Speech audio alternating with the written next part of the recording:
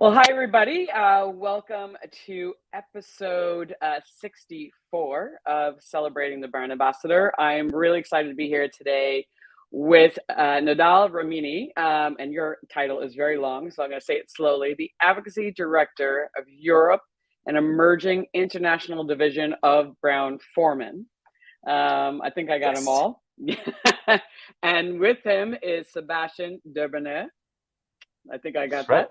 Yeah, he is the director of advocacy for William Grant in the United States. So welcome, gentlemen. So excited to have you here. Thank you. Thank you for having us. Yeah, thanks, Elaine. You're very welcome. I know we were just chit-chatting before, so we were like, yeah, we've already done this, Elaine. No, we know each other now. We're good. That's great. We had tea together, old-fashioned, the whole thing. The whole 9 yards. All right. So I always like to start with, obviously I just said your titles, but what are your responsibilities that fall underneath that title? And feel free to expand because everybody's role is very, very different. So Nidal, I'll start with you. Tell us what goes underneath that very long title. Yeah, it's a good one, isn't it?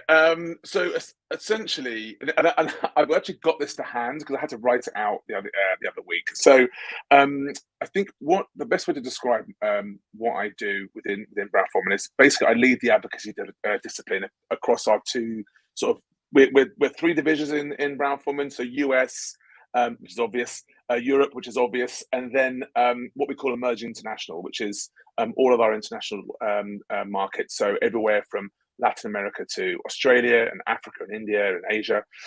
So I lead the discipline across those two divisions, and a couple of things that's involved in that is essentially about the development of our advocacy leaders. So we've heads of advocacy and advocacy managers across our divisions, and of course our brand ambassadors, and basically set the strategy for how we're going to present ourselves. Fantastic. Well done. Well done. You're very well media trained. You got that down to a concise statement. That was impressive. And Sebastien, that was great. I was waiting for the childhood story and everything. Like no, jumping straight into business. Yeah. Okay. Well, this is only about your role. What does your role entail? The next question you can get into your childhood. No, just kidding. So, Sebastien, what does your role entail? Yeah. So yeah, it's very very similar than Nidal, but mine is focused exclusively on the US, which is a very big market.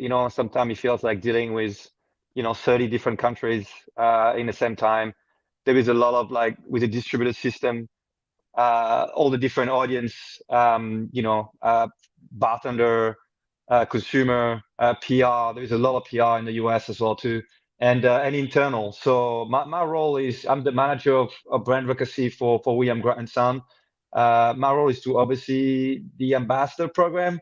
It's about to be 12 of us right now, and yeah, it's from induction of all the new people, keeping the magic alive when you come down to the biggest programming that we like to call it like that.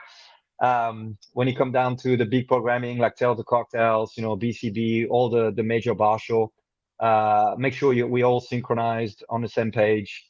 And yeah, just internally as well too. That's also a big thing, making sure all the different teams from sales, marketing, even all the way to the finance people understand what we're doing, what we bring to the company.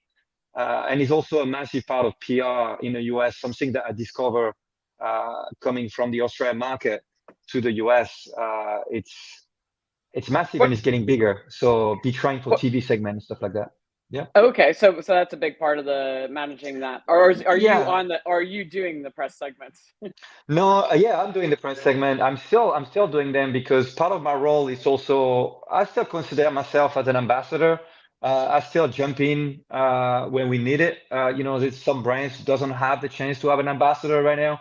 A straight example would be our last Tolamodu ambassador move on to a different position in the company. And so we don't have anyone at the moment, but St. Patrick's Day is around the corner, so I'm gonna fit in for a couple of TV segments in Texas, in San Francisco, to talk about St. Patrick's Day with my best Irish accent, and I will wear something green. But I did fellow Jerry last year a lot. I helped with batch and bottle, the new pre-batch cocktail, premium pre-batch cocktail that we launched. I mean, a lot of stuff. I often jump in because I've been doing this for years. So, and I'm a bit of a chameleon since I work on Hendrix and on a whiskey. I can put on different outfits, something more comfortable, something more luxury, and jump in. So yeah, a lot of that. The PR, it's very big in the US, and it comes down to looking at our programming as well too. When we talk about programming together, we also keep an eye on the PR side and what can we do, because it's a big part of the game in the US. No, absolutely. I mean, is it a big part? I mean, I was a big camera hog myself. I used to do all the camera work for Diageo when I was the brand ambassador, and have to wear lots of different hats, depending on the holiday. It was like, all right, just wheel a lane out. Let's whatever the spirit was, and put it out there. It's a skill set. Not everybody can do it. Some people are very good at it, and some people freeze up. Nidal, do you ever have to do that? It's funny actually, because I was listening to that, and it's something that our sort of brand managers and brand directors in the US talk about to me when they're looking at hiring BAs. It's really not a huge part of what we do. There is, we talk to trade press, but that again tends to come from the brand sort of themselves. I suppose because we don't have as many restrictions. I mean, 85% of the markets under my sort of supervision have some sort of restriction. I mean, from sort of so dark you can't see your hand in front of your face to like in Scandinavia to obviously the open markets like Australia and UK and Germany. So we don't do a lot of it, to be honest. But I suppose because the industry isn't forwarded in that way, right? So they tend to speak to a lot of a lot of the bartenders that we all know when it's talking about trends and things like that. But no, if we're doing stuff for St. Patrick's Day, obviously, in a couple of weeks, there might be a word from a brand ambassador, but definitely nothing going on television. Yeah, it is. I mean, I guess we do have to do it because we have so many legal restrictions. So it's our way of getting in front of the consumer in a legal facet to be able to promote our brands legally. But I mean, Sebastian, and not to go down this rabbit hole, but I know Sebastian and I were talking about the difference when you moved from Australia to America, because I get asked all the time, I speak to brands from other countries, and they're always like, because as you know, I have a training academy for brand ambassadors, and they're always like, oh, but you're in America. I said, the job's not that different. I was like, it's the same job. It's just the legal that is very, very different in our, but I don't know. What do you think about that? There is a lot to learn, when you go from one market like Australia or Europe to the US, and you kind of learn it the hard way through, just hey, I want to do this. This is great. I used to do that back in Australia, whatever. It's a great project. I'm like, and they look at you, sure. So who's going to be your partner for that? And how you going to, what do you mean a partner? I'm working with that bar. I'm like, no, this is actually legal in the US. You have to have a third party partner to be able to do a partnership with one single account or all that. And it's like, well, what do you mean? And then it's like, yeah, you should talk to the legal department. And that's something that you almost learn to avoid after a while, because they just destroy all your dreams. They do. It's like your dreams can be this big, and then they're like, no. They make it so if you follow the book, they make it very difficult. So, but there is way to do things. But yeah, it's not. Yeah. I was telling you, Aline, you can't just go to an account and drop a few cases of whatever product you have and be like, hey, let's throw a party. Like, it doesn't work that way in the US. It's completely illegal. So you have to learn the ways. So I think it's interesting though, isn't it? Go ahead, Nidal. Go ahead. I just think it's interesting because I was having a conversation with a colleague of mine in the US this morning for you guys, and and what I was trying to explain is that it's kind of up to us, Sebastian. I don't know what you think, but to take out these our legal teams on a journey, right? Because just because we work in the booze business, it doesn't mean that people understand the booze business, right? You could have come from, I don't know, big pharma, you could have come from petrochemical, you could have come from, I don't know, dog food, right? And then you sit in the legal department and this is what's going on. and there's not really that much shades of grey. It's black and white, and away you go. So you look at our industry, and you say, right, this is what I have to do. And I'm not saying there's shades of grey, but there's, up until very, very recently in the US, our brand ambassadors didn't even have social media accounts. And then, of course, we went through that and we explained, and this is what we do. And then there was something else about, well, you can't do this. How do you know that everybody is over the legal drinking age when you're showing this this content? I said, well, it's a bar show. There's no kids knocking about here. It's just this is, and you have to show that you're accredited to even get in the place. So it's slowly a journey. And I think, to your point, Sebastien, originally about internal, I think it's not just making people enthusiastic and excited about our actual brands, but also about the business that we're in. And say it quietly, we're so lucky, right? That we're doing this. For sure. And you've been in the business for long enough, like me, to remember that we used to get away with a lot more than now. Absolutely. Like the stuff we used to do back in the days. I look back now, I'm like, it would be a massive no-go these days to and it's good. I'm glad I lived through that era where it was a little bit more, free and careless. But now, you have to be very careful because we're all part of a big company. And there is a lot of legal things. You mentioned social media. We have a disclaimer on our social media personal page at William Grant & Son about the drinking age and view of my own, so the company can be free of any drama we will cause on our page. But you still need to be very careful. Whatever happened on your page, you are the representation of your company, of your brand.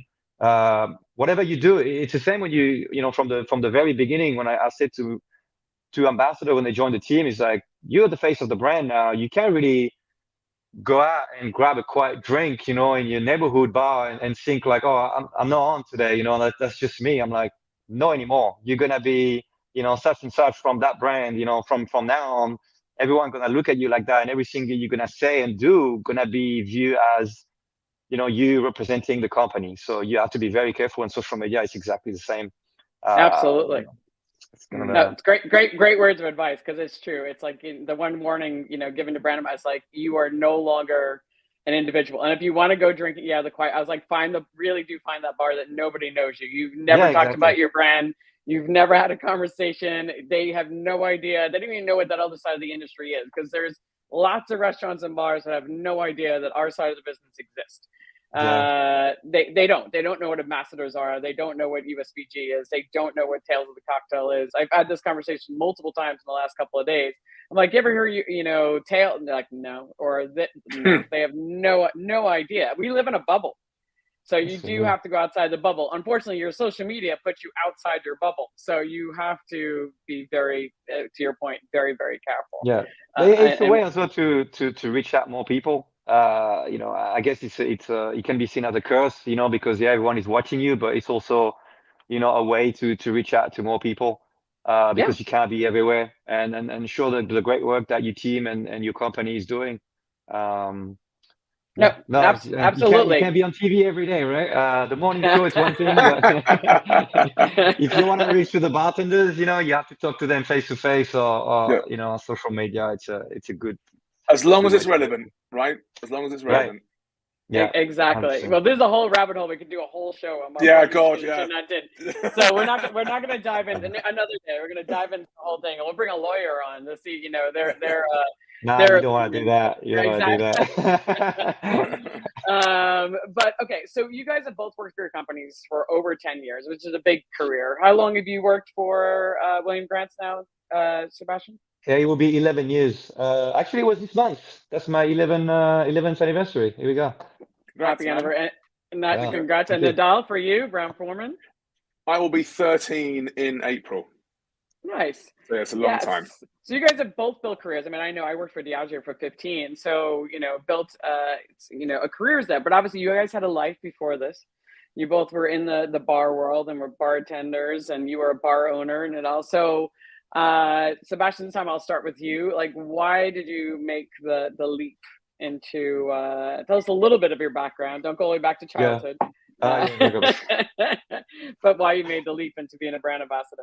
A brand ambassador, it's something, it's probably for me when I moved to Australia. And I started to grow a little bit older and connect with on the real, deep level with some of the brand ambassador, being very curious about the job. I was like, what is it that you're doing? But I started to bartend in London. That's what I was saying, Nadal, before we jumped in, is I stayed over there for a few years, and it was the best time of my life. But that's where I learned how to bartend. And then I moved to Australia, and that's where I kind of started to really master the craft, I will say, because I was telling to you, Lynn, the other day, how geeky and passionate and full of like skills the bartenders in Australia are. It was amazing. They're very competitive, but in a very healthy way. So we all compete with each other. Be in the same team on like some global competition, like 42 below. It's like tennis player. We meet each other every round, every year of that tennis competition, and trying to beat each other. And it's kind of how I built up that passion for mixology, like really the geeky part of it, presentation skills, because you have to stand in front of a crowd or judges, and just to get my name out there. Because funny enough, when I moved from London to Australia, I couldn't get a job. No one wanted to, because they didn't know me. They didn't really care about my resume, even if I work in some of the best establishment in London. They just didn't want to give me a job. So I talked to one of the French guy I met, and I was like, I don't get it. Like, yeah, because they don't know you, and you didn't win competition. So all those great cocktail bar, and I'm talking about 15 years ago, right? It was not many great cocktail bar in Australia back then. Mm-hmm. So it was in Brisbane, where I moved in first. It was probably about 2 or 3 of them. So they said you have to start to do competition, and then they're gonna listen to you. And I'm like, Wow. that's the craziest thing. I did, and I started to win. Beginning I got my ass kicked, and then I started to win a couple, and then that was it. And then suddenly everyone want to hire you. So it worked. It was crazy. Which is funny when you say that about competition, because I always say, people ask me what are the qualities I look for in brand ambassadors, and I said the one common factor I've seen in about probably 85% of all like the very successful brand ambassadors is beforehand, if they were bartenders, they all entered competitions. Right. Every single one. And I think that shows innovation and entrepreneurship, because competitions are hard and you Yeah. have to go above and beyond your comfort zone. Yeah, they're very hard. Like I said, sometimes you get your ass kicked, so it's very, it's just a learning curve, and but it just makes you a better bartender. I always say people here in the US sometimes they're a little bit funny about entering it. I think some people think it's just too cool for school or whatever, and I'm like, not at all. Just do it. They're the greatest things. Yep. You're gonna meet the greatest people around. You're actually gonna learn a ton. You're gonna push yourself in the limits that you never, saw were possible. And you're gonna win cool trips as well too. I mean, I was in Australia and I won trips around Europe, trip in the US, like you name it. I mean, it was great. All expense paid. And not all when you do one of these trips, you get treated like a king. It's stuff like money can buy experience. So Yeah. for me, it was incredible. And then just got a little bit tired of it, the long hours and managing bars, and I was getting a little bit older, and with the family, I was like, okay, I need to tap out. And I've been talking to brand ambassadors, sorry, and they were like, you should try it someday. It's I'm standing on the shoulder of giants, right? I'm part of the generation, like the people we look up to, where Simon Ford, John Gakuru, Jacob Mm-hmm. Breyer, Charlotte Boisier, and Jason Crowley back in Australia, and I'm like, the stuff you do is incredible. It's so cool, like they were the stars of the industry, So I was like, I'd love to be just next to you, standing next to you. And yeah, one day William Grant and Son was looking for people to join the whiskey section, like a whiskey specialist. So it was not even an official ambassador title at the beginning. And I love the brands. I love the liquids. I appreciate the company, what they stand for a family business. So I just give it a try, and they gave me a job. And I went from there for like 1 year doing that to Hendrix ambassador for Australia, New Zealand, and the Pacific Islands the year after, because the ambassador just decided to leave to do something else. And I was just like, hey, can I do that? I love that brand. It's super cool. And yeah, the rest is history, Wow, that's an incredible. Mm-hmm. And I before I get into Nidal, one of the things when people jump in for being from behind the bar to brand ambassador, Well, actually, I'll ask you guys both this after Nidal tells a story about what are things people should be aware of when they make the leap, because there's definitely things that people don't know. They're like, when they get to the job, they're like, whoa, wasn't expecting this. There's definitely some surprises, I've been told, which I know from my side as well. But Nidal, I want to hear your story first, and then we'll talk about that. Yeah, thanks, Lane. So similar.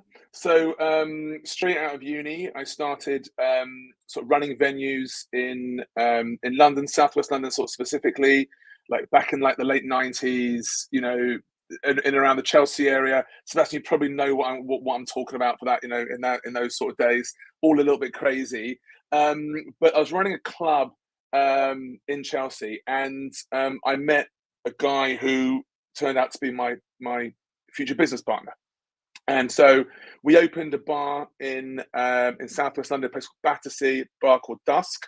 And our idea was that we wanted to sort of bring like decent cocktails and decent service to the suburbs. At the time, there was just really the hotel bars, right? This was 2003 we opened that. So there's the hotel bars and there's a few other places, but Match had just opened. So Jonathan Downey was doing his thing, and he had Dale DeGroff, who was come over as like his beverage director, and that was all happening. But that was kind of like in East London. It wasn't really happening at all where we were. So we were really successful, you know, and I had some great people. I pulled this little Italian bartender from Lake Como out of this basement he was working in, and he was working with me. Ago Peroni worked with me for 6-7 years. We worked together, so we were at Dust together, and then a guy called Beppe Santamaria. Now he's the advocacy director for Campari in Italy. He was my head bartender as well at the time. We had a great time. It was absolutely like a real. I don't know how many of these bars are around anymore, but it was big. We made decent enough drinks, nothing crazy, but you know, like just decent, well-balanced drinks, really, really good soundtrack, super crazy busy, like on a Friday, Saturday night, and like incredibly dead sometimes on a Tuesday. It was like, you know, that sort of place.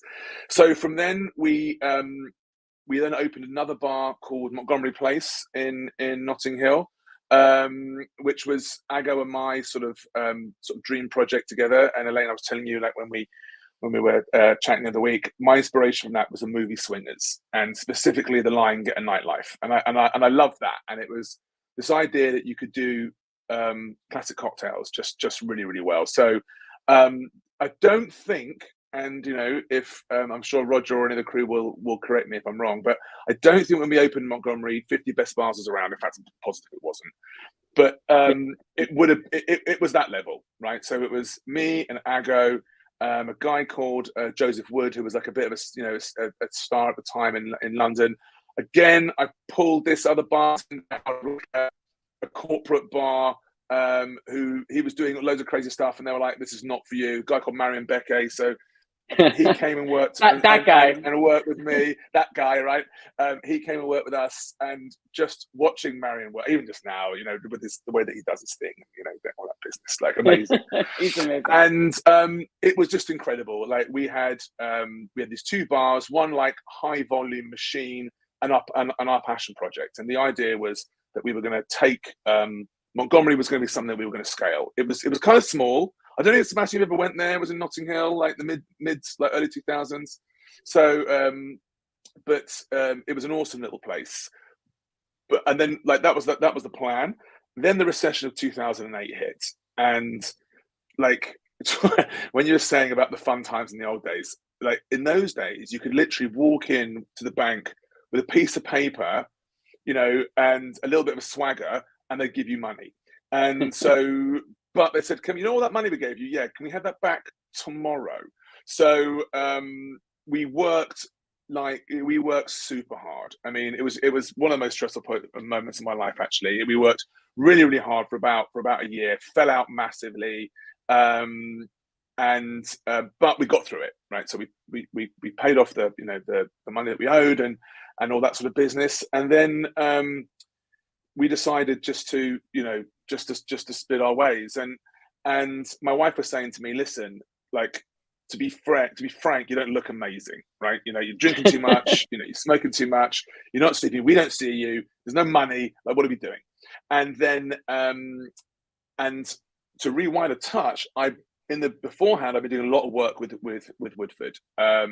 It was the first American distillery that I was taken to. A brand manager, a guy called Mark Jordan, took me there for the first time with people like Jake Berger, Eric Lorenz, those sort of people from back in the day when they're all bartenders. Aggo, obviously, as well. And I absolutely fell in love with the place and the brand. And they, the brand manager, when we got back, he took a load of us up to Edinburgh. We went to we were staying at Rick's, and we went to dinner at a lovely, up near the castle, and all of us who would be on this trip. And he was saying to us, "Listen, I would love you to help us out to understand how we can grow the brand." And the on-trade, it was brand new, right? We're talking almost 20 years ago. So it was, they were just starting. It was with Diageo, who weren't called Diageo at the time. It wasn't Morgan Falls. It was whoever was in between that. And Guinness UDV. There you go. Yeah, exactly. UDV, yeah, UDV. That's right, UDV. And so, and I was like, this guy has treated me like a king, right? The least I can do is answer his questions and help him out, right? And he's a good dude as well. And so everyone else didn't think that. Everyone else was like, we're just going to get hammered on the free booze and eat the food. But I was like, of course, man, I'll help you. I'd 100% help you. And I kept helping them in an ad hoc way for about a year. And so we were very, very close. And then so by the time the whole thing happened with the bars, there was a position, I think I told you, Elaine, at Bombay Sapphire, and we had a partnership. At the time, Brown Forman had a partnership with Bacardi, and so I kind of thought they were the same. And I said, "Oh, mate, I saw about that job at Bombay Sapphire. What do you reckon?" Thinking he worked for the same company. And he said, "No, don't go there. We want to do something with Woodford." I said, "Yeah, man, I'm just not sure if I'm a brand ambassador." He goes, No, we'll call you brand development specialist. I thought, yes, we'll have that. So and they tasked me with growing Woodford in the on premise. And at the time, because of Montgomery, because of Dusk, plus it really was before Facebook, right? So how we used to communicate was through Drink Boy, the online forum, and Theme Magazine, Class Magazine, and and all these sort of Simon Difford's things going on. And so I had a bit of a name for myself. So I didn't find it that hard. It was enjoyable. Plus, here's all the expenses. Can you go to the best bars and get them to work with Woodford? And by the way, we've got this incentive called Manhattan's Manhattan, where you host other bartenders and go to Manhattan. I thought, yeah, okay. And so, I did that. And the plan was I was consulting for a couple of years. And the plan was 2 years, get my mojo back, and then go again. And back into operations, back into bar ownership. And a guy actually, a guy called Steve Kelly, he had a small bar company in South West London, had about 5-6 bars. And he offered me, I've never told this to anybody actually, he offered me a pretty decent percentage to come in with him, and a pretty good salary. And I was thinking, great, we're going to do that. But my wife told me that she was pregnant with Lena, my daughter, who is going to be 13 next month. So, and I was like, you know what? I missed the first 3 to 5 years of my 2 boys. So my eldest JJ is going to be 20 in June, and Xavier's going to be 18 in May. I kind of missed that. And I was like, you know what? I'm not doing that again. So I decided, right, let's go with Brown Forman. I took a job in commercial. Let's go with Brown Forman, and let's see what happens on operations. But maybe we'll park that. And as I said, it was only supposed to be for a little bit of time, and I suppose it's actually 15 years if I count those 2. Here I am. Thank goodness for both your wives. Hey, there is always a behind every decent man, there is always a fantastic woman. That's what I'm saying. Well said, and all that kids. No, that was great. I love that story because it's amazing. And also, the one thing I find is also really interesting is, you guys both used your connections, and obviously you built a reputation. So people were seeking you out, and when you were looking for something, people are like, "Oh no, we'll take you on." And it's something I try to emphasize sometimes to bartender, like, how do I get these jobs? I said, well, you got to stop getting drunk, my friend. You can't be this party person all the time. That's like number one rule. I said, because if you're meeting brand people and you're, that's good advice. Exactly. Drunk. You need to know how to hang, T-shirt. and you need to know how to hang and to party, but you have to behave. And again, like I said before, we used to get away with a lot more than now. But yeah, it's. Yeah, I was like, you can't. I was like, I'll never forget. I didn't hire somebody for a job once because I said, no, I said, dude, I remember going to your bar. I said, first of all, I said, you were drinking constantly behind the bar. And I said, it's no judgment, you were bartending. I said, but you didn't seem to keep track of the money very well either. I was like, I was like, you gave away the house. And I was like, I can't imagine what you'd be like with an expense account. So no, exactly. I was like, and I suppose it's strange as well, back when we first started, it's so funny, Sebastian, like the names you mentioned, because John Gaguri for me was like the original brand ambassador, right? The global Sagati brand ambassador. I knew him when he was, manager of Lab. Charlotte was running a bar up the road from Dusk. So if you came out of Dusk, you drove up the road, did a left, went over the bridge. Apartment 195 was there, which is this bar that was an all-female bar crew. I think actually Gabby, who's Ago's wife, was working with Charlotte at the time. Anyway, I digress. So I knew her, and I saw like her journey into it. I first met Jacob when he was the Fortitude Below. Yeah, that's I met him in Fortitude Below World Cup in New Zealand. I was representing Australia, and I was competing against like crazy names. Like Sam Ross was representing the US, which I thought was super funny because I was a French guy representing Australia, and he was the Australian guy representing the US. And I'm like, this is like that is very funny. But it's so Jacob, funny. like they were incredible. Like the stuff they were doing. I mean, that Fortitude Below World Cup competition was unreal. And seeing them work, and John was incredible too. Like Sagativa, the only reason people knew about that cachaça is because of John. I don't know where that brand is now. So it's interesting, man. I looked the other day, very very randomly. We're in one of our sort of way of brand building modules. We imagined that Brown Forman bought a cachaça called Santa Maria. I think it was called Santa Teresa. Anyway, and I was thinking to myself, oh, Sagativa, I wonder. It was massive. It was massive. Yeah. In fact, was it actually massive, or was John Kakuru? Well, for all of us. For all of us. I've got a drink in our bubble. in the PDT cocktail book with Sagativa, because I did it for a comp, and John loved it, and so he took it sort of like around the world with him. And then so when Jim was putting that book together, he asked me about the drink. I said, well, actually, it's one of mine, actually. And then so it's still in there. Whenever I see that book, I'm always quite proud of that. It's not a Brown Forman product, but what are you going to do? I am very proud. I have a cocktail in there. I'm very proud to say I have a cocktail in there. I do, because Jim was my mentor when I was learning about drinks. So he taught me everything I know about drinks. It was him that actually nominated me as a mixologist like 3 years in, because I was like, he's like, you're shit now. And then it was 2 years. And then he's like, you can finally call yourself. I was like, I appreciate that. I was like, I really do. And it's because of Simon that so many people, when I interview so many New York, US brand ambassadors, like some of the older ones that are now older and who have now, they're like, it was Simon who they met for the first time, who inspired them. I said, don't you wish we all could have had Simon's expense account and been able to get away with the things that Simon Ford was able to do? I said, because it was legendary back then. And honestly, I mean, obviously I work with Simon now, right? We are, we're compadres, and it's just, I feel like it's just the three of us talking, but obviously it's not. Everyone's listening to this, and hopefully, if he is listening to this, he won't be embarrassed. I consider myself to be pretty well connected. Different gravy.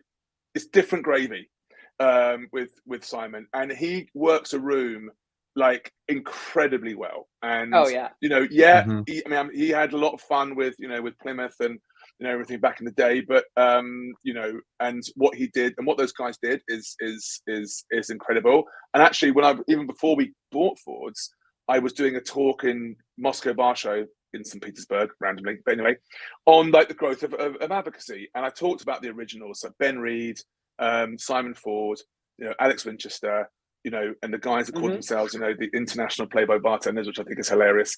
But these are the guys that was doing what obviously it's evolved, but these are the first Yeah. people doing all that sort of work.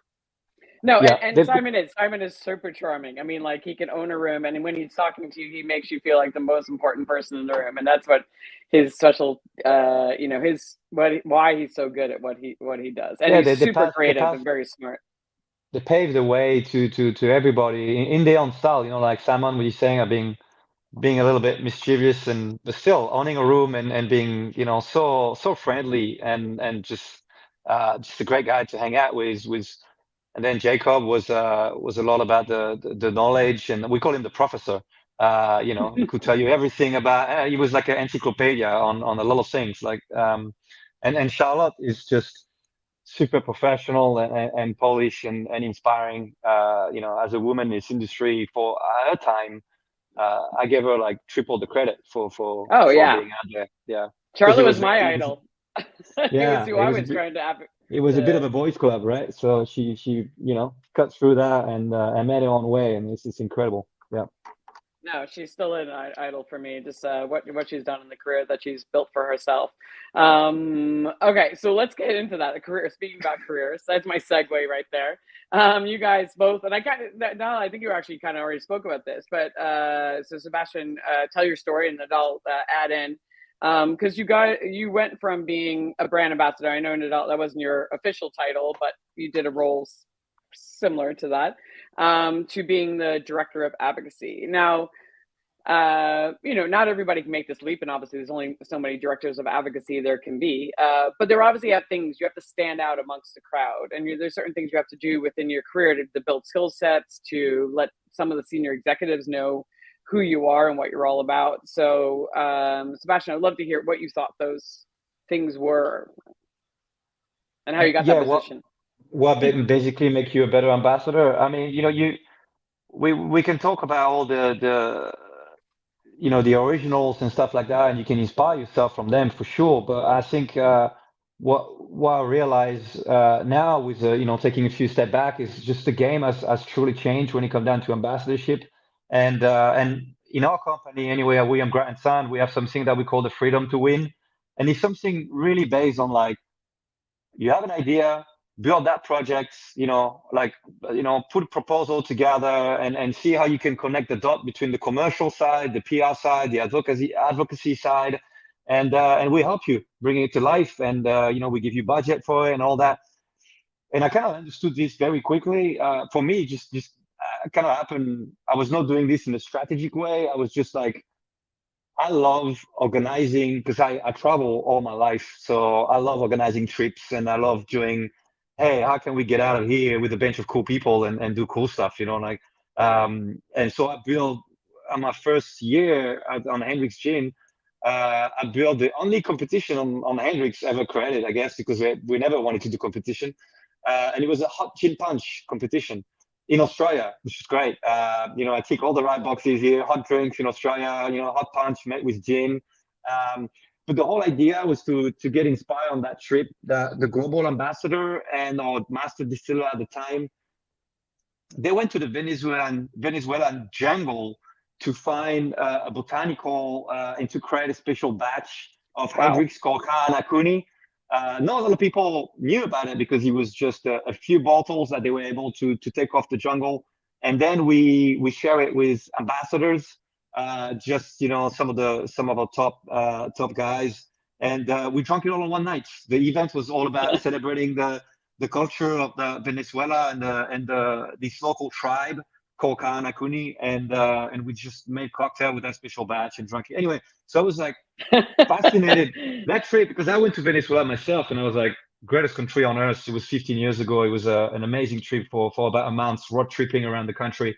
And I was like, I want to take bartenders to cool places like that. So I found that place called Vanuatu. It's a little island off the Pacific Islands, about 3 hour flight from the Queensland in Australia.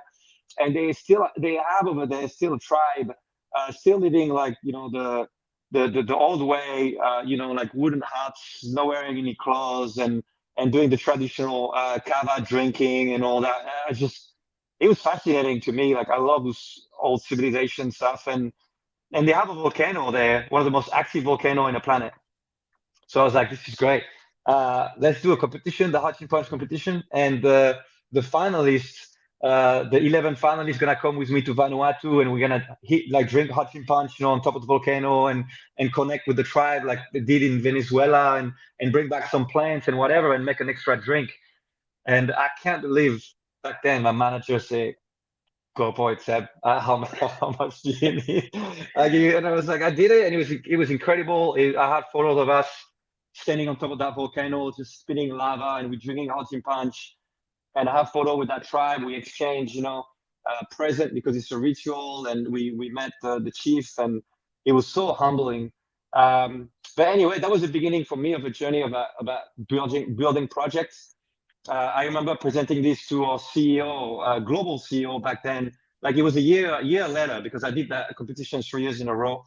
It was 2 years later, sorry, and we presented that project. And I actually saw I was about to get fired, because I was like, I took bartenders in such a dangerous condition. Like it was so many things could have gone wrong. And I did my presentation. It was a bit of a silence afterward, and he looked at me. He was like, "This is great. Like amazing, great job." And I was like, "Oh my God, it's cool. Okay, they like it." And I moved across to the US 3 years later. I was able to get the job at the East Coast Ambassador, working with Jim Ryan. And I did it again. In the US, and then I took over Monkey Shoulder a year later, because that brand was kind of left out a little bit in the US. I launched it in Australia. I love that brand. I worked with Dean Callan, global ambassador back then, to launch it, and we did so much work together. And I was like, "Hey, you don't have an ambassador on Monkey Shoulder? I love that brand. Like we can do so many cool things with it." And they let me take over the brand, and I think I did such a good job with, again, different programming, different projects, that they asked me to come back on Hendrix and manage the whole team, because Jim left. So they called me back on Hendrix and say, we love what you did on Monkey, and we'd love you to do the same and build those programmings on Hendrix. And that's, I would say, that's the key element. In today's day and age, if you want to be a good and a successful ambassador, it's not only about your presence and how good of a speaker you are, and how nerdy you can get on distillation, and how much you know about the category or cocktails. It's also about how good of an entrepreneur you can be, like what kind of project you can put together, and how can it be beneficial for the company from a sales and PR component and advocacy component, how you can combine all this, how you can build successful programming. That's, for me, that would be my one priority, like one go-to advice to anyone who would jump in that industry. I think that's great advice. So for everybody out there, you have to take people to a volcano and a small village, and you have to meet it. No, I'm just kidding. No, I love that story. That was an incredible trip. Yeah. But I think that to kind of sum it up, it sounds like, taking leadership, obviously, that's a big thing, right? Putting yourself out there. You were doing jobs that people didn't ask you to do because you saw that they needed to get done. Putting projects out there and then leading those projects and creating inspiration. But it's also got to be like, you can do all those things, but if your senior ups don't know you're actually doing it, how did you let them know? Like, how do people know? Because a lot of people work on some really cool shit that nobody ever knows about except for the local team. Right. It's about reporting back. And I say that to my ambassadors all the time. We love being on the road, but we hate doing expenses and building PowerPoint presentation, to show what you've done.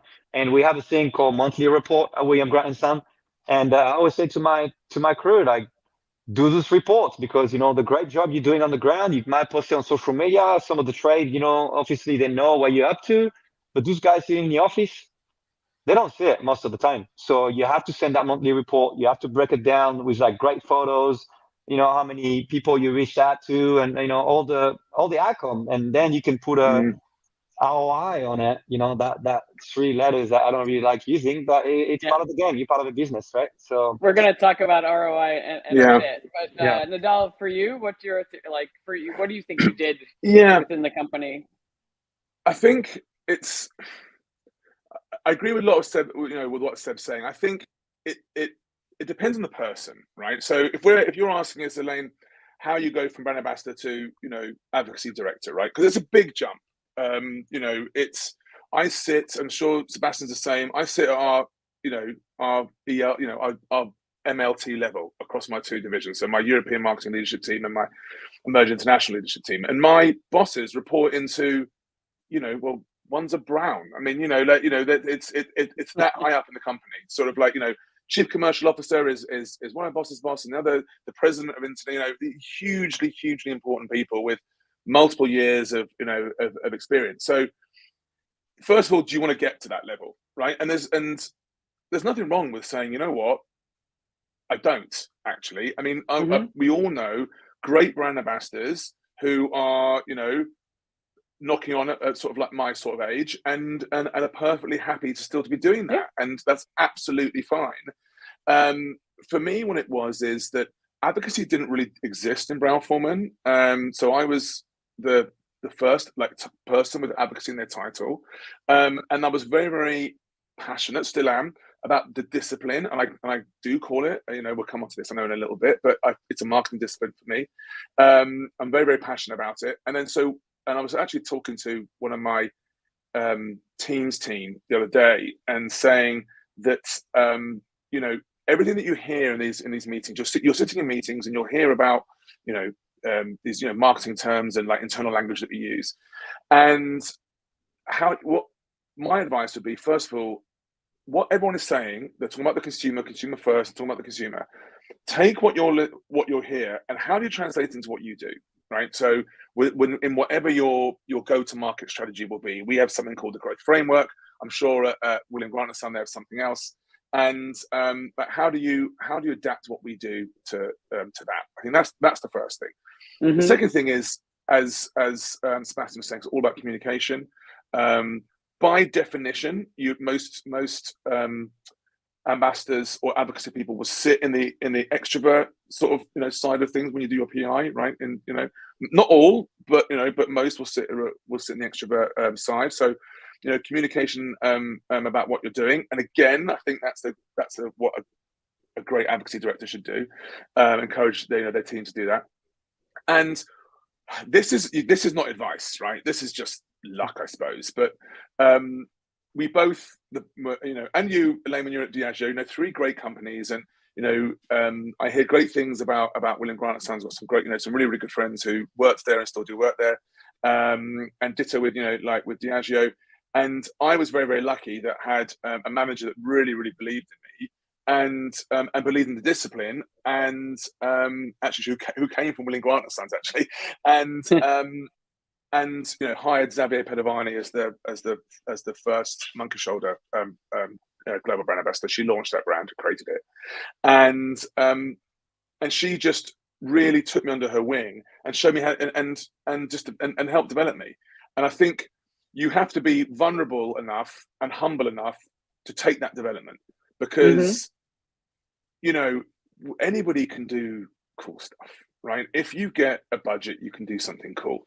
And what I used to say when I was running the UK team years ago was, guys, we'll always do cool stuff, but we won't do stuff just because it's cool, right? There's got to be a strategic reason behind it. And the strategy is not that hard, right? It's just, this is your pathway to unlock a problem, right? So it's as long as it's aligned with everything we're doing, and we're getting better, I think.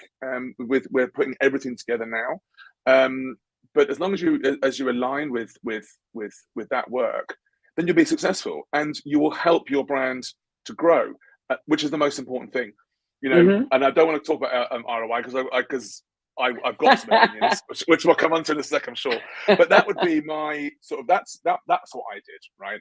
And learn and ask questions, be humble, put yourself out there, be uncomfortable.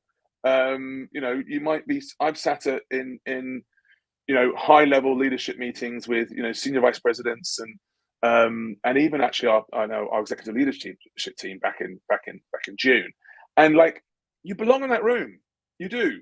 Right, they're talking about about other things, but what you're dealing with is really at the emotional side of things, right? We're not selling anything, right? What we're trying to do is to inspire people, and that's a skill. And if you can do that, then you will see your brands grow in conjunction with everything else, right? But without that, you'll have an issue. Yeah, it's very true what you said, Nidal, about, when you sit in this MLT meeting with all the directors and everything, and it's up to you to elevate yourself to that level, because I could have a call with one ambassador like 5 minutes ago talking about, hey, should I buy this giant penguins outfit for that event? Like something completely ridiculous. And then you jump into that call and you're talking about all those numbers and big strategy, and you're like, oh shit, yeah, okay. So it's kind of crazy, but it's good to say you have to get someone to help you to get to that level as well too. And it's funny that someone from William Grant did it, because I believe William Grant were some of the first one to do it. And I think Couldn't agree more. Yeah, I mean, I couldn't agree more. I couldn't take the credit. I mean, all the credit go to Charlotte, was there, who's now looking after the team globally. But if I didn't have Charlotte to help me out in the US and guide me in so many ways, I wouldn't be able to. I wouldn't be here where I am now, because she really showed me a different vision of the business, a different vision of what advocacy is all about, how you respond to people, from both ways, like ambassadors, your clients who you work with, whatever, and the office is always, a way to approach things. And I was like, shit, I never thought about this that way. And she's fantastic for that. She has a lot more patience than I do, in general. But I still always turn myself to her for advice, because she mastered it. Like, it's crazy. No, she definitely is. I think at the point, it's like finding a mentor is a common thing we talk about in here. It's like finding somebody, and you do have to be, to your point, Nidal, be a little vulnerable, because you kind of have to admit what you don't know. And you do, and you make mistakes. You make mistakes along the way. I still do. It's my third year as a leader of the advocacy program in the US, and I still do mistakes. And I learn the hard way, and I'm like, shit, I fucked up here. I have to be better. I have to be more careful. Like, it's just, you learn, and it's hard to be a leader, because you kind of always, it's a bit lonely sometimes in a way, because you feel like you're just giving, direction to people underneath you, and you feel like, oh, I hope they're going to understand why we're doing that. And, and it's just, you get decisions coming from the top as well too, that you have to, just pass on that information. And it's a little of the diplomatic, skills to learn. And it's not always easy, like you learn the hard way. Yeah, but also owning your mistakes. That's a big one. Like, owning your mistakes. We all messed up. You know how many times I've been so close, so I thought on the firing block? It's just like, I fucked up. Like, tell me what I did, and I was a mistake. And I was lucky to have some mentors within the company. Taking feedback is a big part of it, right? If you can't take feedback, then you're never gonna get to that level, because it hurts. Sometimes you get feedback, you sit down in that office, and you're like, you saw you were doing great, and suddenly you're like, well, it's it's still a few things to sort out, and you're like, damn, okay. And then you have to take a step back and be like, shit, all right, I need to work on that. It's a big thing. And I think as well, I think the one thing I would say is because I'm sure there are brand ambassadors who are there who hopefully are listening, and maybe working at a company not as brilliant as William Grant & Sons, or Brown Forman, and just feeling frustrated. Unfortunately, there's a lot of change management that has to happen within our business, where you have to, I know we're going to talk about it, right? The whole ROI thing, right? And let's talk about it now. Look at advocacy. Okay, let's just dive in. Like, what is it? I'll set you up. It's like, so, okay. This is the question that's asked. I mean, I've been in many rooms at many different brand teams at this moment in time, and companies, and God, Diageo, this was a battle constantly. How do we show the return on investment? What's the ROI? And people try to kill brand ambassador programs constantly, because they're like, I don't see it, I don't understand it. How do I measure the return on investment? And people are constantly, even to get money for the budgets for the brand ambassadors, it's like they have a difficult time proving like what's their impact on the commercial side of business. So it's a difficult one. It's like, so what do you think? I guess what's the question I wanted to ask? It's like, how do we show the return on investment? Is there a way, or is it just about I don't know. It is a I'm hard going to question jump for me in. to ask. Go for it. Thank you. I'm struggling. Go. Yeah. So, to be perfectly honest, that sort of this. When I hear that, it's frustration bordering on anger, because for me it doesn't make any sense. For example, if you take a billboard at Times Square, I don't know how much that costs, but I'm going to guess it's not cheap, right? And you do it, and your measurement would be how many people walk past, right? What was your impressions? Okay, fine, but no one's asking what was the commercial impact of that, because you don't do that in isolation. Nobody launches or does anything and just puts something up there and then just expects it to work, right? There has to be a holistic 360-degree approach about how you do everything. So, and I'm going to use William Grant and Sons because I think what they do is fantastic. So you have a look at a brand like Hendrix and said, right, we're going to position ourselves. There's a white space that we found, right, which is this whole idea about being unusual and I don't know your brand or inside out, but that's kind of like where you are. Okay, great. So this is what we're going to do. We're going to launch our drink strategy. Is in the beginning going to be a gin and tonic, but we're going to put a cucumber in that. Revolutionary at the time, right?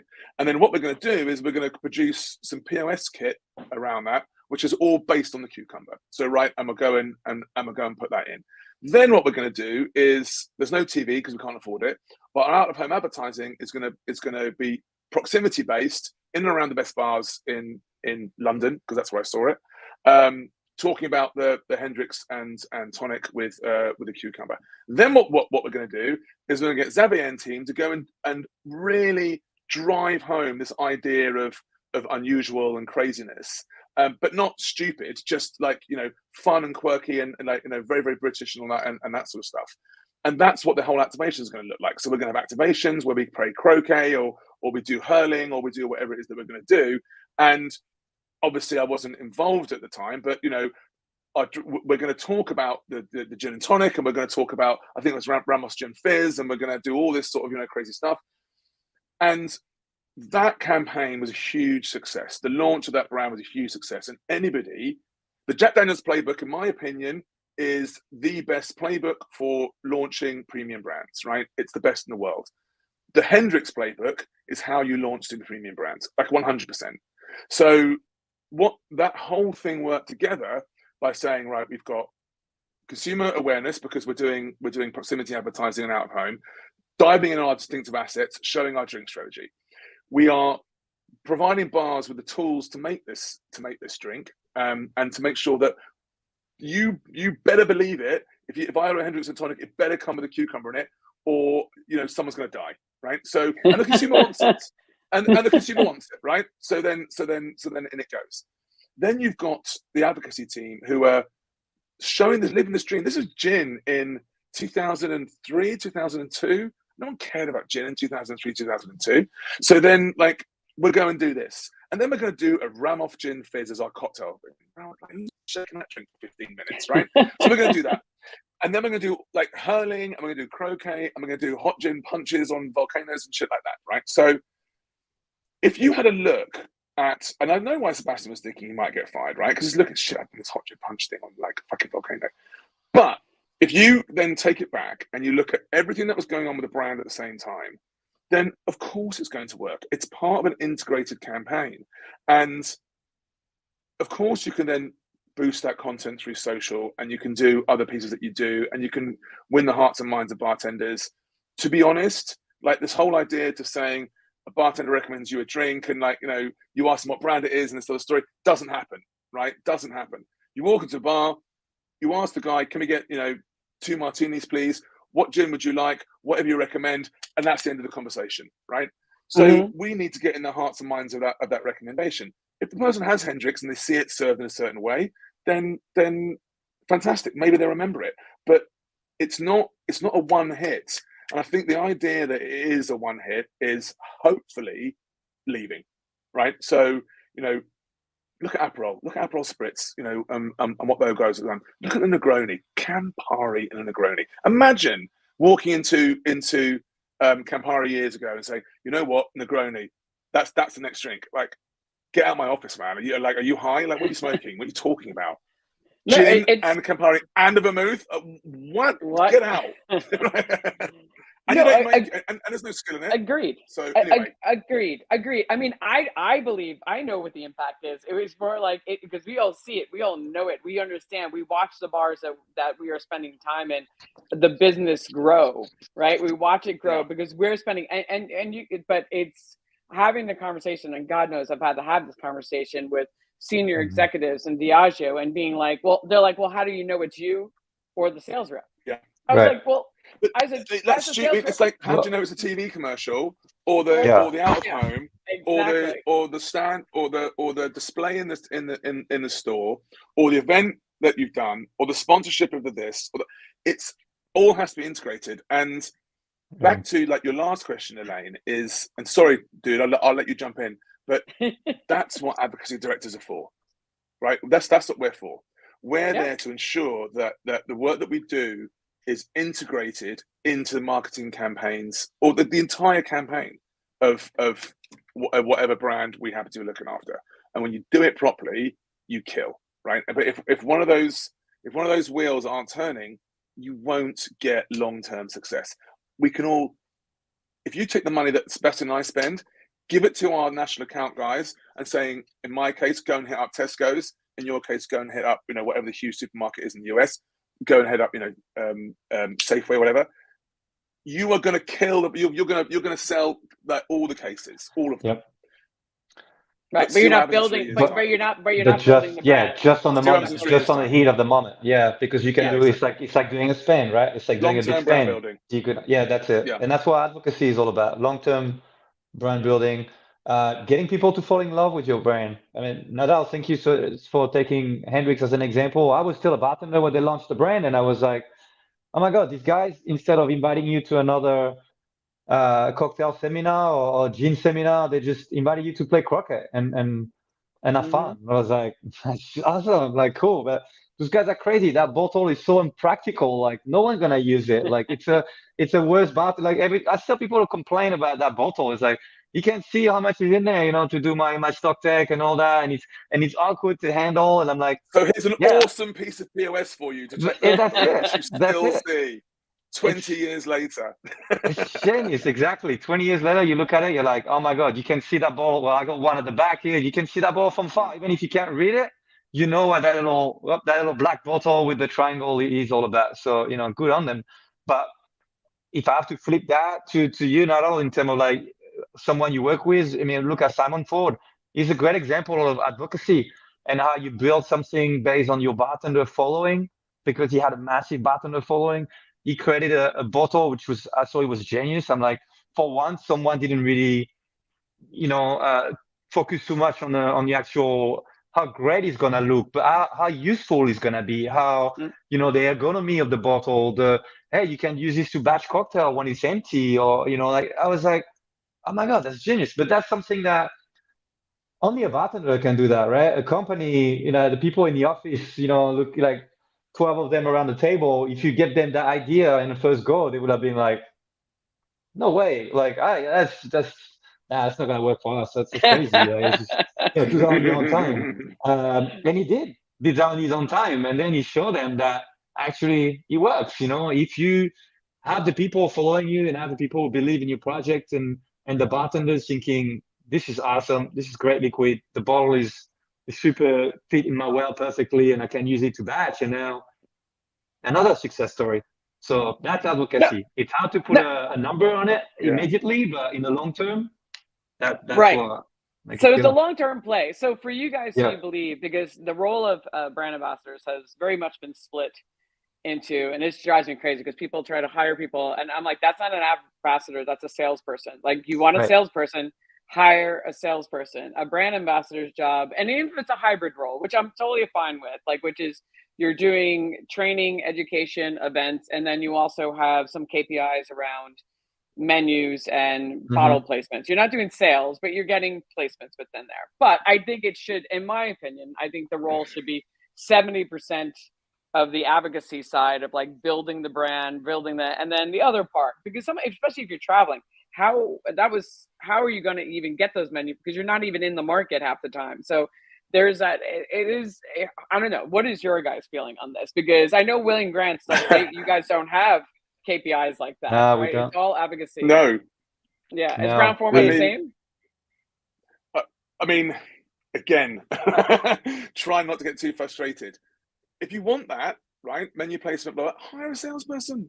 They're really, really good ones, right, who are super connected. I mean, if I look around like our business and when we were partnering with Picard in the UK, we like at the moment our prestige teams, you know, in our major markets are superb, right? And they're connected and they understand like you know, what it takes to negotiate and to connect people, which is what you know sales is all you know is all about.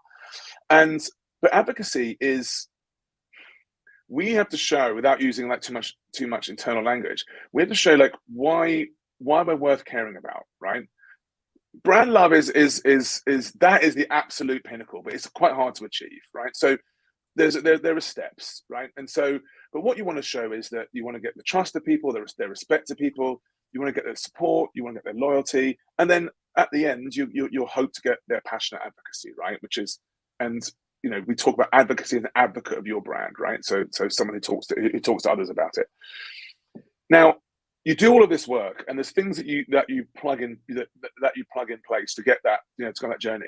The output of that is increased presence, increased prominence, right? Increased bottles on the shelf, increased menus on placement. But you know, that's a commercial decision, right? If you go to a 50 best bar, not in the US obviously, but in Europe, you want a drink like when Alex and Simone were at Artisan. Mm-hmm. Like my friends, you want a drink on that list? Write a check, and it's a big one, right? So you know that's however amazing as a brand ambassador you are not you're not influencing that. You're not influencing that. What you hope to influence is with that level of person is actually listen. You know, can we do something together? Can we work together? Can you help support us? You know, like can I take your equity and use your equity partner with you? Blah blah blah. So for me, advocacy is a marketing discipline, and actually, we've just moved our final team over from the commercial team to the marketing discipline. So we've congrats. got because that's the other big struggle, right? Does it sit in commercial or marketing? Because this is what we fight all the time. Because William Grant, they understand how it works. The DNA of the ambassador program is like that. But yeah, we part of the marketing team. We're not part of the commercial team. But as Nidal is saying, though, you don't discard that either. You work for a business, and you need to sell the product. You just sell it a different way, and you work with your great on-premise guy on the ground to get those menu placement and this depletion and whatever. You work together. We're in the same team, but we have a different set of skills. Like you say, like I wouldn't be able to negotiate as well as some of our sales guys. No way, I just don't have it in me. But I can build a great project, make the brand look good, and then you trickle down to you because we're having a partnership with great bartenders, and they talk about our brand, and then other bartenders look at it, and I'm like, wow, that's great. I want to do that too. And then it's bartender recommendation, and you just add up. But yeah, I agree. You have to keep focusing on why it's important for you as an ambassador, and it's just the event, the relationship, the credibility, and connect with these bartenders without sitting at the bar, opening your laptop and be like, so what's going on today? Like, can we talk about? I don't see any drink on the menu. Like, we just don't do that. You just come and hang and talk. All the things under the sun. You connect with those guys on the real level, and then down the track you can talk business, and then bigger things like, let me take you on the road, or let's do a presentation together, and it's a partnership. No, exactly. It totally is, and I think we all agree that's what we believe, that advocacy. And I was speaking to somebody the other day. Their team doesn't sit in commercial or marketing. They created their own division with their own budgets, and they support either side, but they don't have to respond to either side of them, which I thought was quite ingenious and very interesting. But I do believe marketing is I think they should be part of the conversation, obviously. And we both of you guys, we talked about this, like that a brand ambassador should be sitting in the marketing meeting, should be part of those conversations, and where the brand is going forward, and understanding what the bigger picture is. And hopefully, as they learn to speak the language, they're contributing to that conversation and are part of the strategy going forward. I think that is the dream. But again, the sales side, people just, or the executive sometimes, how do I see the ROI? And I'm like, but it's also part of the business. You can't shut you down to that as well too. I think we talked about it previously, Eileen, about how you work with your entire team. You have to work with your brand manager. You have to, you don't like your brand manager. I mean, like, that's okay. You don't need to go out on a holiday together, but you have to work together on project, and you have to pass on the information. You're the eyes and ears of the business on the ground. You have to share that. You have to explain it. You can't be frustrated all the time. You just have to, it's a conversation, and sometimes you're not going to always get your way. You have to compromise. It's okay. I mean, for certain things. But it's a teamwork. You work with the sales team too. You can't be that guy ignoring the sales guy. I mean, like, oh, we're just, like, no, you have to work with those guys because they're going to help you as well too on the ground to recruit, to activate. Sometimes with you on the ground, you're going to need those guys to help you out with a few things. And it's just, you have to talk to the entire business. It's very important to keep the communication open. Absolutely. Go ahead. And hiring is a big part of making your life easier as well too. Hiring the right person at the beginning, the right personality. This is where my job is half done here because that person already have the mindset. They get it. They have the right background.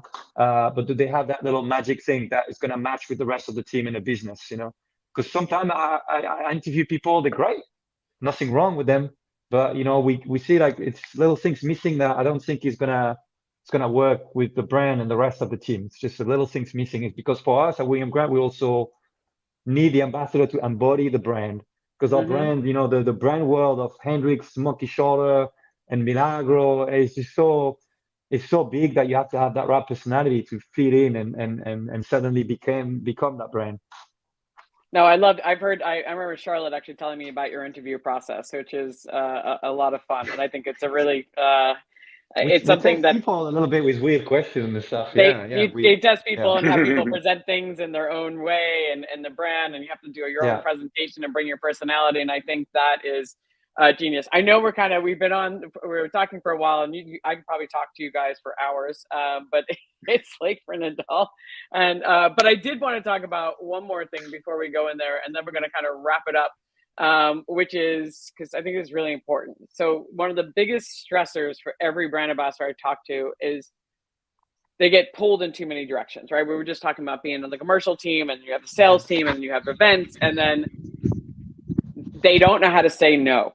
And it's something that kind of comes as you get older and wiser in the business. You start to learn different techniques and how to say no and what to do. But as a manager, what is your feeling about what can a brand ambassador legitimately say no to, or should they say no to, or reasons why they should say no? And then, like, what do you feel is the best way for them to push back?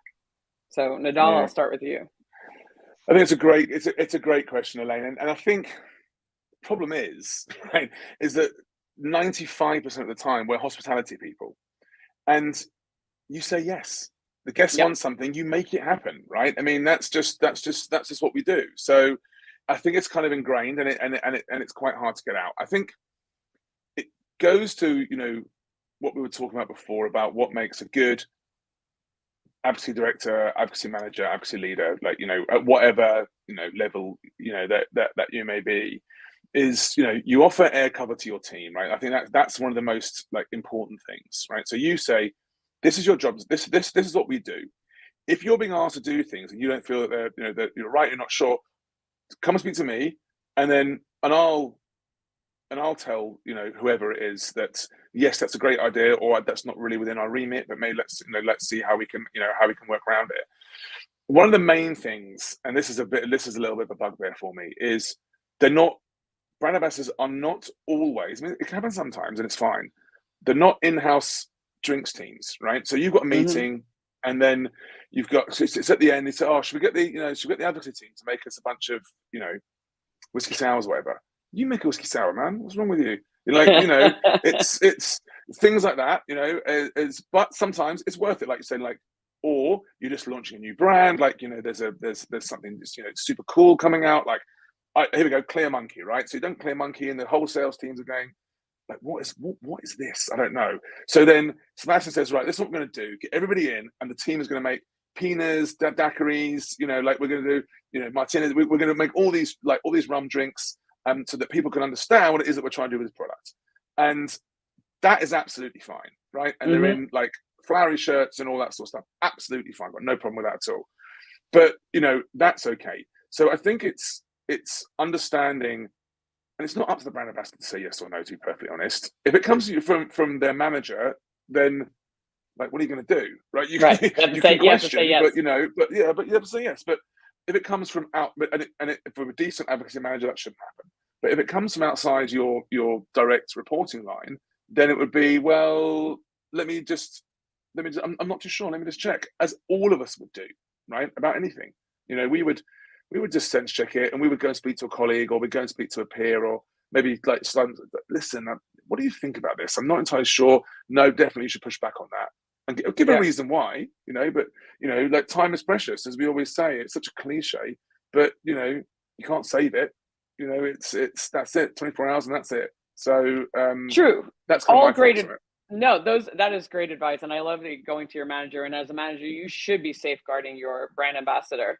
I think what happens a lot of times is, and Sebastien, I want to hear your thoughts on it, because it's like, sometimes brand ambassadors, they've been on the road for a month, they've been exhausted, and then suddenly somebody's asking them to do like a liquor store tasting on the weekend, and it's your first day home, and it's. Yeah, so it's like, okay, like, this is something used to happen to me, and I finally just started saying no. I was like, I'm sorry, I haven't been home for 3 weeks. I know Relatives was a big store. I was like, but I would give another suggestion. But I have this amazing promotional person that I work with all the time, who's really well trained, really good at selling. Can they substitute for me? Like, would it be okay? Because I have not been home. And, or do you really require me? Like, is it really need to be my level, or can it just be one person who's a little not, but really, I wouldn't recommend them if they weren't. And that used to be sometimes how I would kind of, because I just felt, I was like, I'm burnt out. You don't want me doing that tasting, because I'm just going to be mean. I'm just going to be cranky. But I don't know, Sebastien, what are your thoughts? Yeah, you have to preserve your way of life, right? Your mindset, your health, because it's, you're on the road all the time, like you said. And in the US, I mean, if you're a national ambassador, that's a big ass country, like it takes you like 6 hours to go from point A to point B, from East Coast to West Coast. So if you have to do one of those trips, it's your entire day gone. And your calendar fill up very fast. So you have your priority things that that's going to be there, like, Tails, BCB, or the major bar show. And then you start to say yes to some, little requests coming in early, and you're like, yeah, totally, I'm fine, I can do that. It's nothing there. And then you start to fill up, and then that TV segment coming up, it's always last minute with PR most of the time. So you're like, sure, I was on my way to New York, but I will do a stop by Texas and then go to New York and then come back to that event on the West Coast I was supposed to attend as well too. And before you know it, like you say, you've been on the road for like 7-8 days straight. And sometimes you have to do it. But I always say to my team, and I'm the first one to make that mistake sometimes. You just have to say no. When something else comes up, you have to be like, you have to know how to pull the plug. That's also the strength of being a great ambassador, is to look back at that proposition, and it's important. Go through the right channel, like Nidal say, like ask me or ask your brand manager to say no, because if you come from that level, then the discussion is kind of over. And that's how you do it. Yeah. But you don't want to be that guy saying no all the time. No. So it's up to you as well to manage. No. That's it, to manage your agenda and to set your priority right, to make sure that when still requests are coming in and they're not super important, but they still can make a difference for the local team, you have to be able to be that guy sometimes, be like, sure, I got you, like I'll do this on my way to other things, and I'll make some room for you, but I'll do it.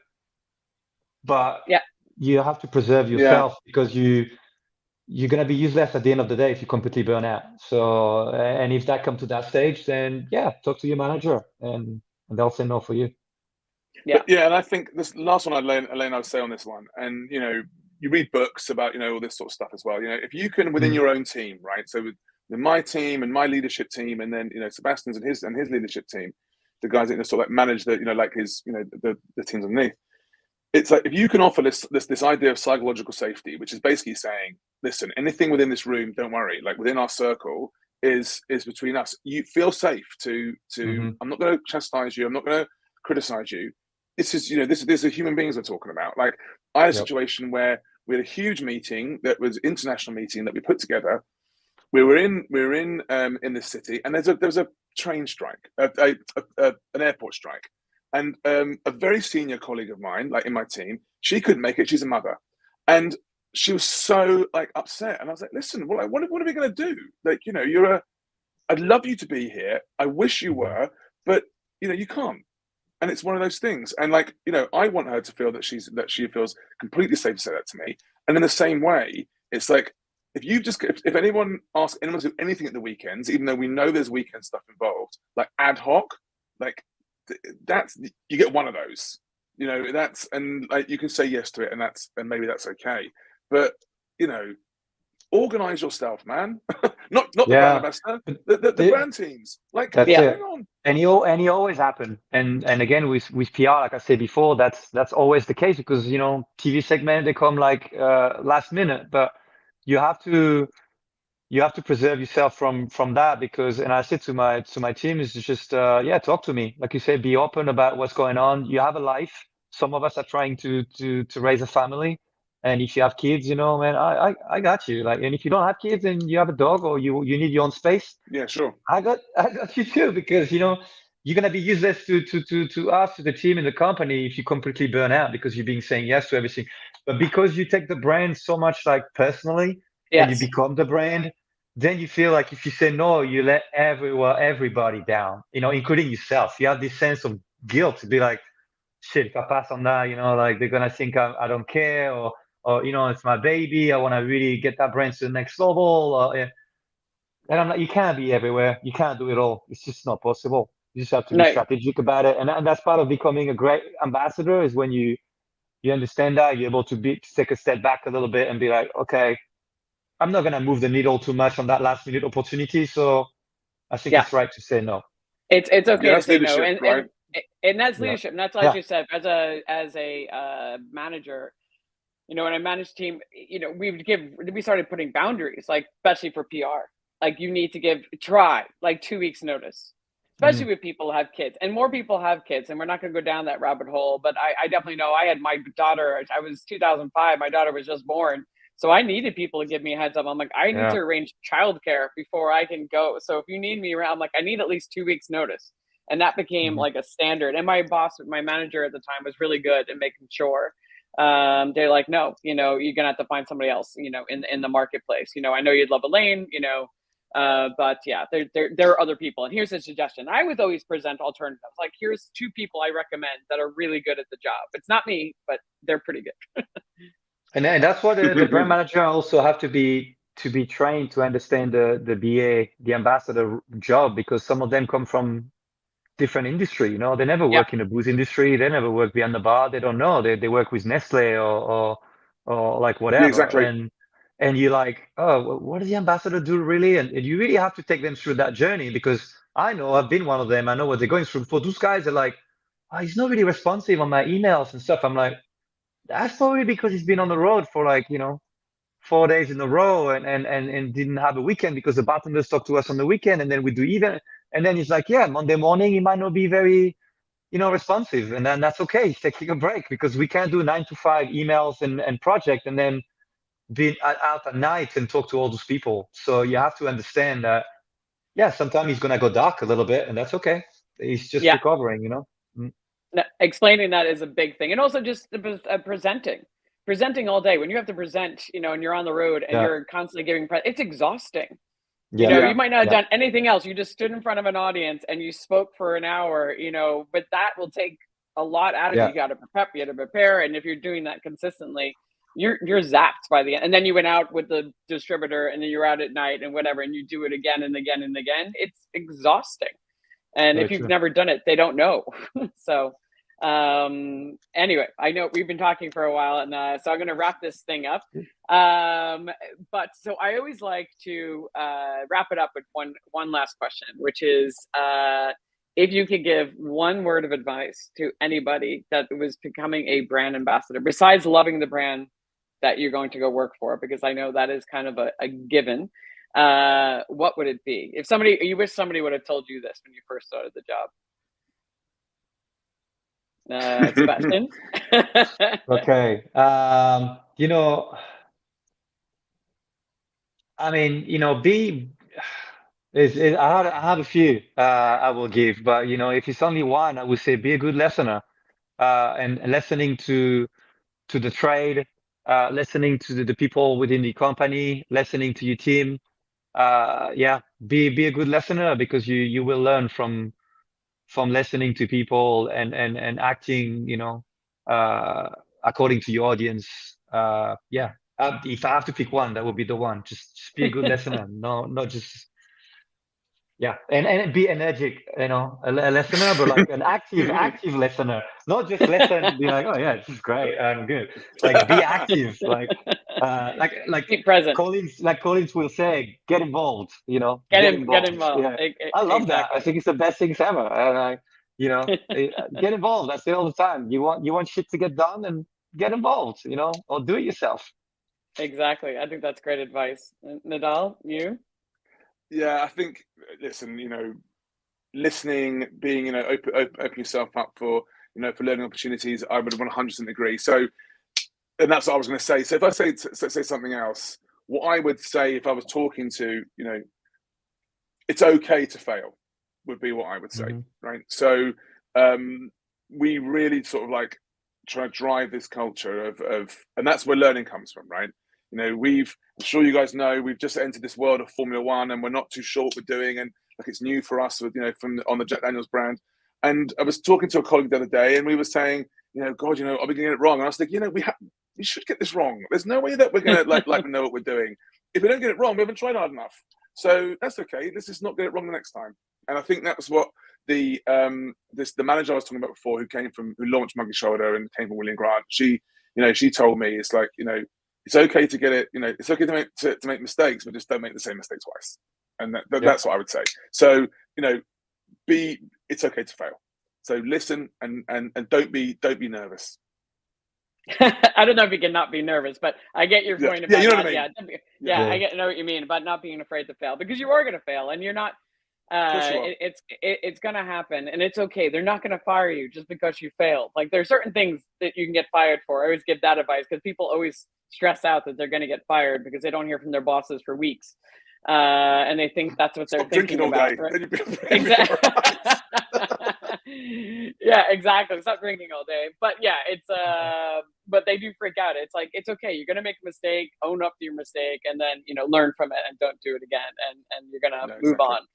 I think that was great. Well, gentlemen, this was fantastic. Really could sit and pick your brains all day long. So thank you so much for taking your Fridays to be here on Celebrating the Brand Ambassador. Yeah, no, thank you for the chat, and it was great connecting with you now as well too. Keep in touch. You too, man. See you soon. All right. Bye, guys. Have a great evening. Thank you. Ciao, guys. Have a great weekend. Take care. Cheers. Bye.